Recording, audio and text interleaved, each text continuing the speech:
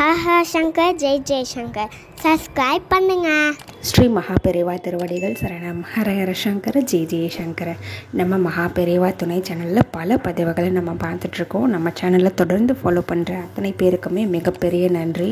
நம்ம இந்த பதிவில் பார்க்க போகிற ஒரு ரொம்ப முக்கியமான விஷயம், இதை எல்லாராலையுமே பண்ண முடியும்.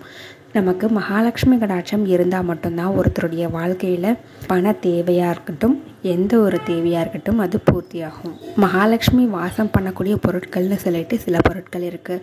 அதில் மிக முக்கியமான பொருள் கிராம்பு. பொதுவாக வாசனை உள்ள இடங்களில் மகாலட்சுமி வாசம் பண்ணுறதா ஐதீகம். ஏலக்காய், பச்சை கற்பூரம் மாதிரி கிராம்பும் ரொம்ப முக்கியமான ஒரு பொருள்.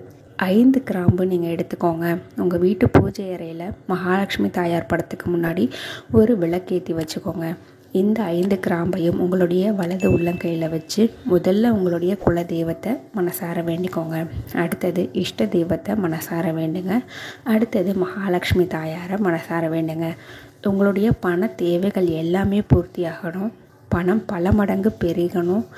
அதோடு கூட வண்டி, வாகனம், சொத்து, நகை, இந்த மாதிரி விஷயங்களும் பல மடங்கு பெருகணும். இதோடு கூட நான் எப்போவுமே ஒரு அதிர்ஷ்டகரமான ஆளாக, எல்லாத்துலேயும் ஒரு பாசிட்டிவான ஆளாக மாறணும் அப்படின்ற மாதிரியும் பிரார்த்தனை பண்ணிக்கோங்க.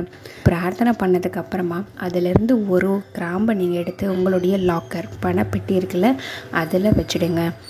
இன்னொரு கிராம்பை எடுத்து உங்களுடைய நகை பெட்டி இருக்கும்ல, அதில் வச்சுடுங்க. இன்னொரு கிராம்பு எடுத்துகிட்டு போய் உங்ககிட்ட 2 வீலர் அப்படி இல்லைன்னா 4 வீலர் எது இருக்கோ அதில் வச்சுடுங்க. பணம், நகை, வண்டி, வாகனம் இது எல்லாமே உங்களுக்கு பல மடங்கு அடுத்தடுத்து பெருகிக்கிட்டே போகிறதுக்கு உண்டான ஒரு அமைப்பை இது ஏற்படுத்தி கொடுக்கும். அடுத்ததான் 4வது கிராம்பு எடுத்து உங்களுடைய வாயில் போட்டு மென்று சாப்பிட்ருங்க. 5வது கிராம்பு எடுத்து உங்கள் வீட்டு பூஜை அறையில் உங்கள் கண்ணுக்கு தெரிகிற மாதிரி வச்சுடுங்க. நீங்கள் கிராம்பு சாப்பிடும் பொழுது உங்களுக்குள்ள அந்த எனர்ஜி உருவாகும். அதோடு கூட பூஜை அறையில் இந்த கிராம்பை நீங்கள் வைக்கும் பொழுது உங்கள் வீடு ஒரு தெய்வீக சக்தி நிறைந்த ஒரு வீடாக மாறும். இதை நீங்கள் முயற்சி பண்ணி பாருங்கள். நிச்சயமாக உங்களுக்கு ஒரு நல்ல மாற்றம் தெரியும். ஹரஹர சங்கர ஜெய் ஜெய்சங்கர.